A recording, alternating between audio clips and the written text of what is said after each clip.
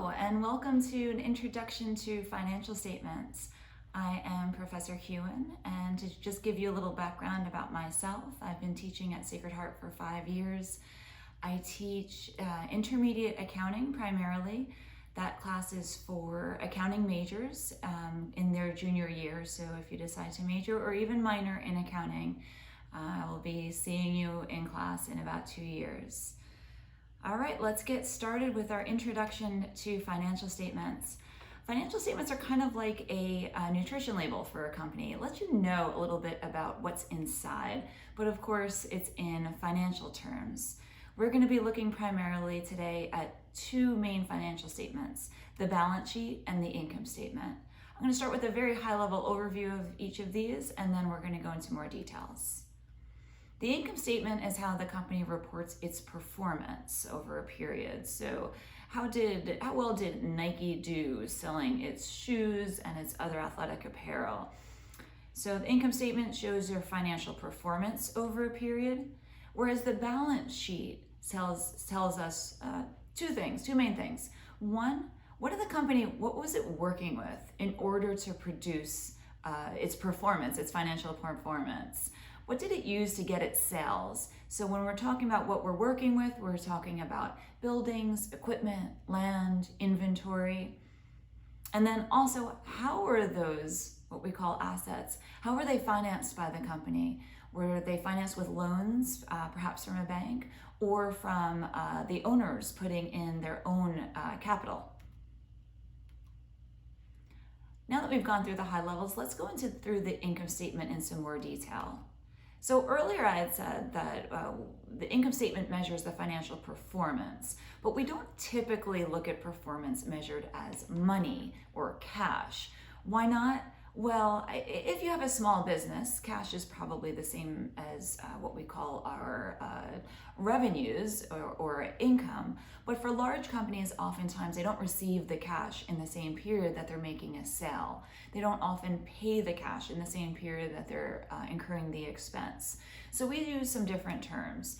We use revenue, meaning their sales to customers, whether or not we've collected the cash from those customers. And then we use the term expenses rather than cash paid. So what are we interested on the income statement? We're interested in the revenues. Of course, those expenses of the cost of running the business, and we're primarily interested in with the income of the company. So the income statement reports how much the company earned, or in some cases lost, during a period of time. Could be a month, a quarter, or a year.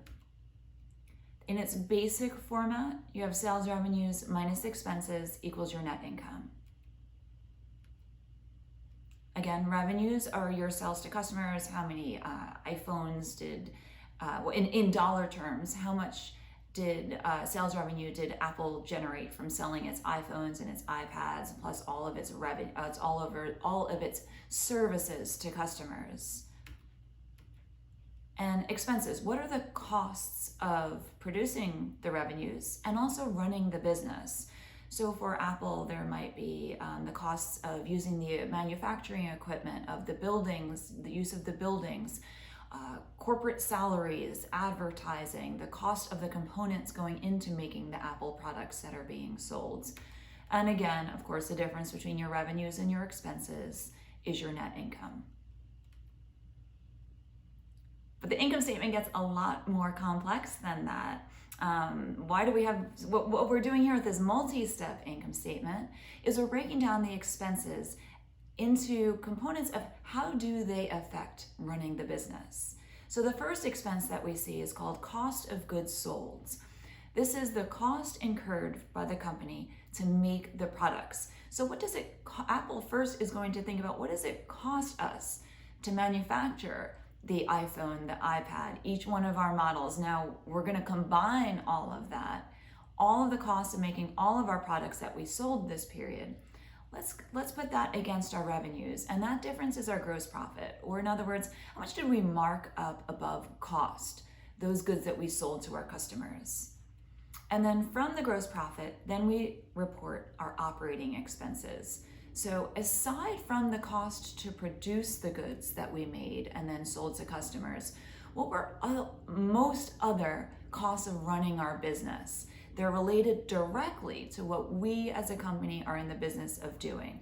So if you eyeball down this income statement here, you see operating expenses are everything except cost of goods sold and also interest and income tax expense. So all the other costs of running a business, salaries to your employees, advertising expenses, rent, utility, insurance, all those costs that come with running a business. And that gives us what we call operating income. From operating income, we subtract two things, interest expense and income tax expense. Why do we pull those out, and why don't we call those last two expenses part of operating expenses? Well, the company has very little ability to influence how much its interest expense is. If it needs to borrow money, it's stuck with its interest. And of course, the companies are going to have to pay income tax expense. So we say, since that's not quite so highly correlated with running a business, we're going to put those expenses at the bottom. And of course, the bottom line is our net income. Here's Nike's income statement. We see for the most recent year, the year ended May 31st, 2020, revenues were $37.4 billion. Cost of sales were $21.1 billion.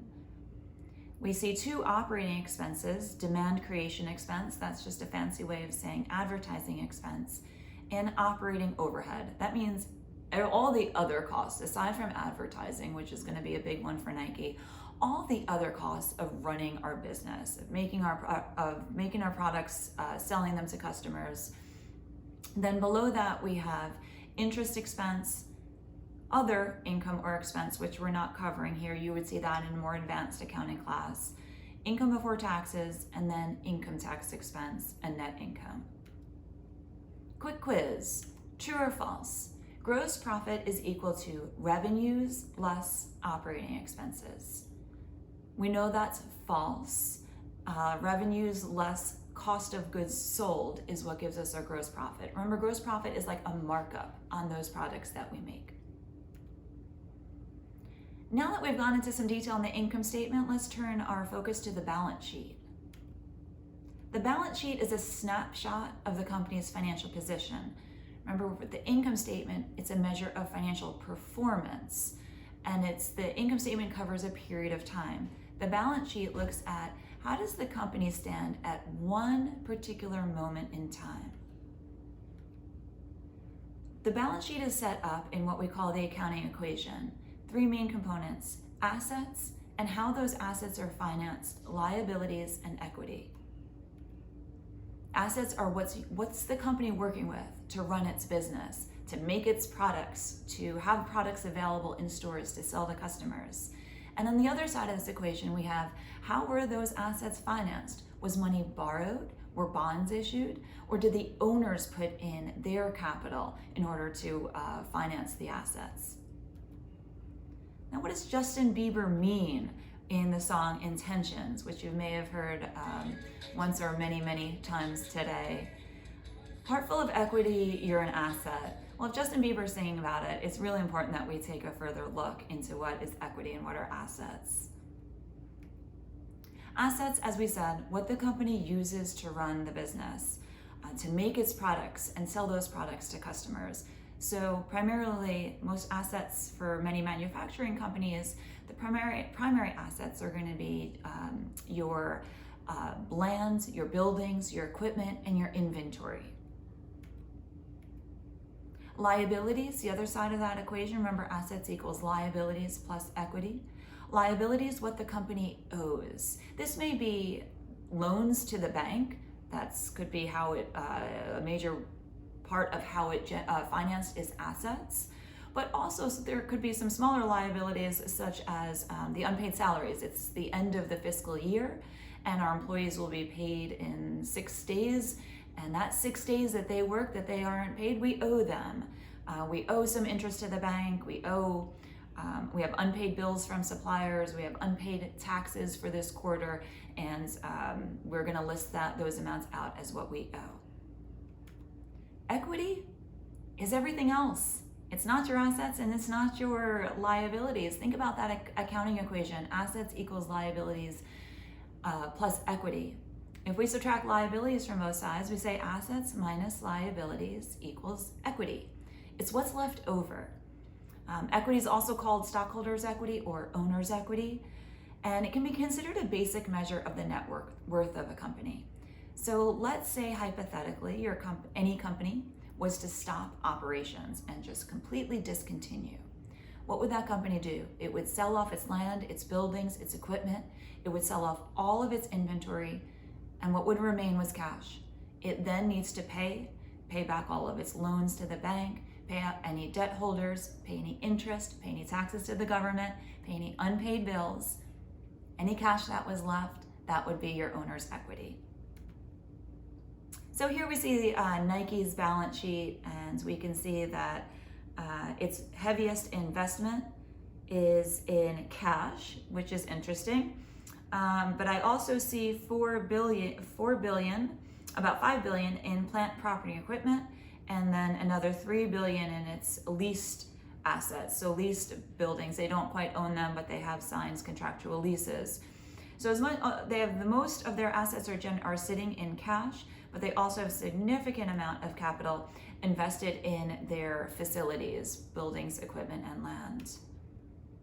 Here's Snapchat's liabilities side of the balance sheet. We can see that their primary liability, they have $892 million in convertible senior notes, which is just a fancy way of saying bonds. They've issued bonds to bondholders. Time for a quick quiz. True or false? The balance sheet is a snapshot of the company's income at one point in time. Well, that's false. Although the balance sheet is a snapshot at one point in time, it's not of the company's income. It's a snapshot of the company's assets, liabilities, and equity at one point in time. All right, now let's walk through an example. Since part of BU 299 is thinking about an exciting new business idea, I thought to myself, well, what business idea would I have? And here's one that I was actually thinking about and talking to my husband recently, because we were supposed to take the kids to Disney in May. We had booked the trip last December, November, and my kids are 5 and 7. They were very excited to go to Disney. My husband and I were not nearly as excited. And in fact, when the pandemic hit, my first thought was, at least I don't have to go to Disney. The joke was on me because I've been home with them for the past 5 months. A week in Disney would have been much better. But here's my company that I've made up. It's called Citarella. And what Citarella is, their slogan is, we make sure parents have a ball by not going into the Disney park at all. So it's nice to be on vacation with your family, but maybe not 24 hours a day, maybe not in those long lines and in the hot sun at Disney.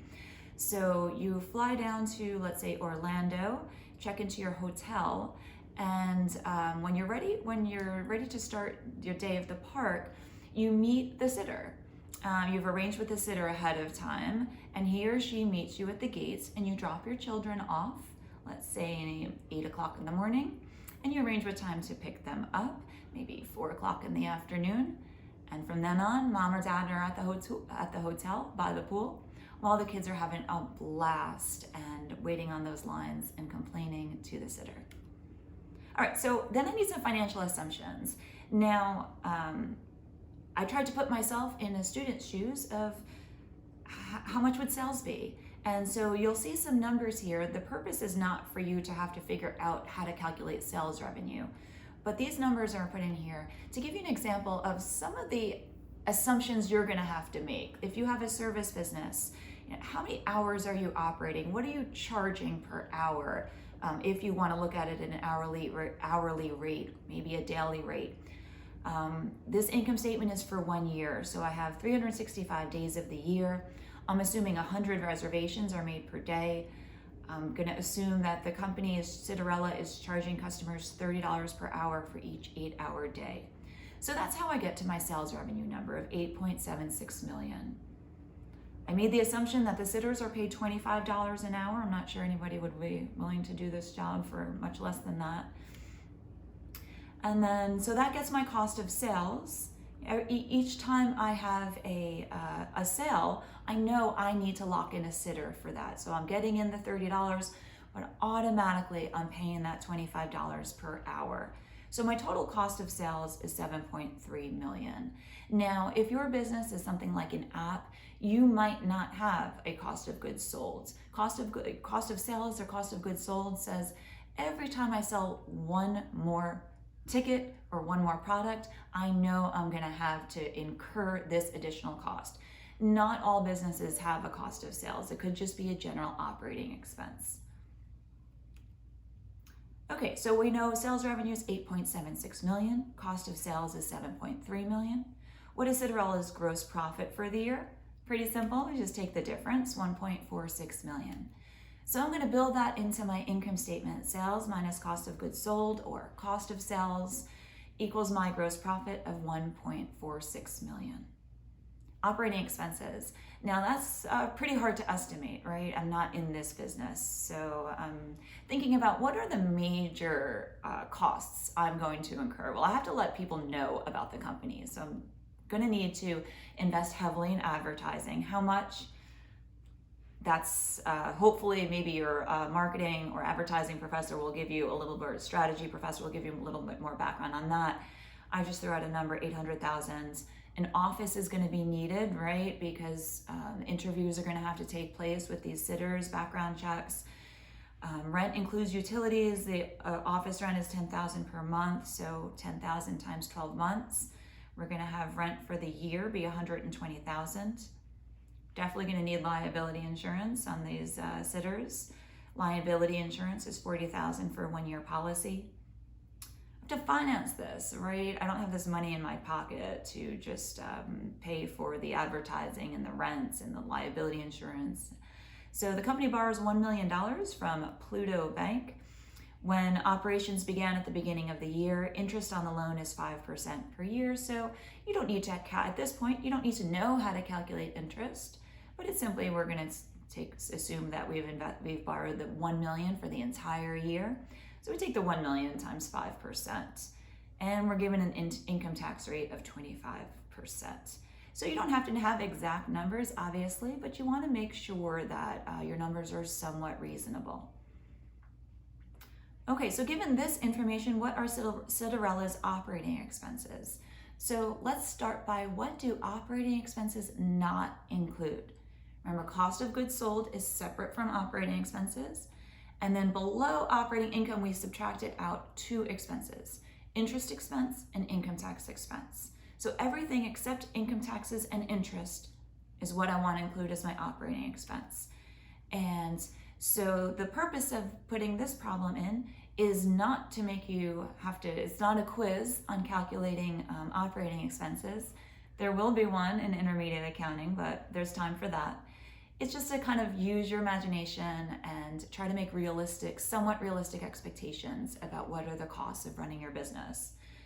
Okay, so we have the 800,000 advertising, 120,000 for rent, and insurance of 40,000 for a total of 960,000 in operating expenses. I add that into my income statement, operating expenses of 960,000. Operating income is 500,000. Now I subtract out my interest expense, which was simply the $1 million loan outstanding all year at a rate of 5%. And that's interest expense of 50,000. That gives me income tax expense of 450,000. And income tax expense, just take the tax rate. A reasonable rate is going to be somewhere between 20% and 35%, maybe a little bit, possibly a little bit higher. And income tax expense, 25% of 450,000, the pre-tax income, gives income tax expense of 112,500. I'm going to plug that number into my income statement. And now I'm ready for the moment we've been waiting for, to calculate to net income. I'm going to take the income before taxes of 450,000, subtract out income tax expense of 112,500, and I'm going to end up with net income of 337,500. So what's the takeaway here? You're going to need to think about what your assets are going to be. How would you invest? What do you need to run your business for your assets? Are you going to borrow money from a bank as a liability? You're probably going to need to get your business started. Any difference would be in owner's equity. Borrowing from a bank is going to come with interest. Interest rates might be somewhere between 4 and 12%, depending on how risky your business is. The income statement, we need to be somewhat familiar with this format that you see on the screen here. You may or may not have cost of goods sold. To know if you have cost of goods sold, you want to be thinking about every time I sell another product or service, do I automatically incur an additional cost for that? If so, that's your cost of goods sold.